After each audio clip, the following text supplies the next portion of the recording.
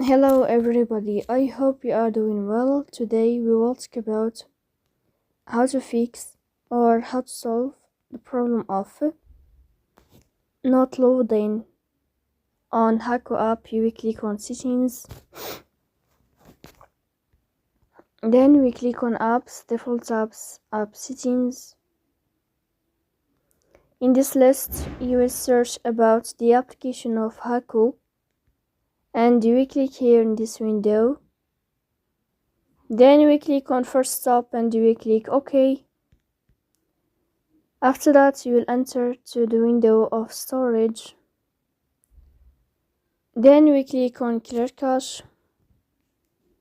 Then you will turn off your Wi-Fi and you will turn on your Wi-Fi again to fix that problem.